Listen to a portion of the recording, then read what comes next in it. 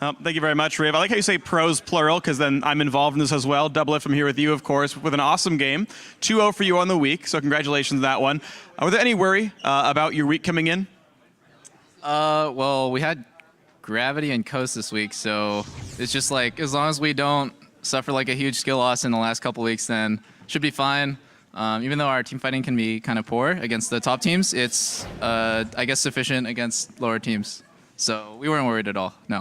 All right, well, good job on that one. So this puts you 1 game behind TSM in second, 1 game above third place Cloud9, another 1 game above Team Impulse in fourth. There's a pretty close playoff race for the top 4 spots. First, how do you think you stack up against those 4? And 2, how secure are you in getting that first round bye in the playoffs? Man, it's so hard because like we have our last game versus TIP and TSM left in the split. The other 2 games are what, Dignitas and Team8. So it's like not as important. But anyways, all that really matters is if we can fix our problems, because everyone hails us as like the best team in NA. And I don't know if that's true, but it can be true really easily if we just like stop sucking with like 5-6K gold leads and just lose fights that we should be winning. I think our decision making is quite good. And we take fights that we should be winning, like strategically. But then when it comes to the actual execution, a lot of our practice time is wasted. And so we don't have great team fighting synergy yet.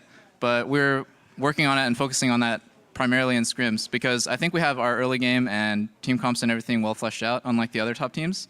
We'll just have to see, I guess, in playoffs. All right, so you said you have some strengths, some weaknesses. You do have an extra week off, sort of, as a couple of the teams head over to Europe to fight. So how do you think you're going to be able to make use of that time? You've got, okay, C9, TSM, they're going and facing Europeans and Koreans and Chinese teams. How's CLG going to improve in those 2 weeks?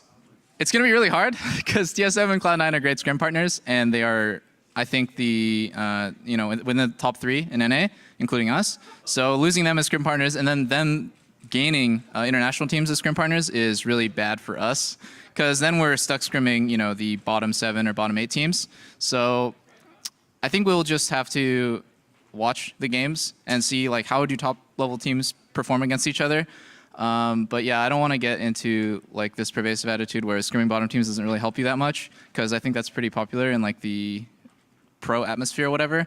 We can definitely learn a lot from the other teams as well. I feel like there could be an edge actually seeing how GE Tigers beats TSM, or how they beat Cloud9, and like using those skills. Where's the faith? Okay, yeah. I mean, maybe you can learn how to beat Korean teams, so when you make it to Worlds at the end of the year, you'll be like, oh, I'll just do what these guys did. That's how it's going to go? That's right, dude. TSM. Bay Life. Well, you've heard it here. Bay Life from Doublelift. Thanks very much for the interview. Congratulations on the 2-0. See you in a couple weeks, and see you guys at the desk. Golden age.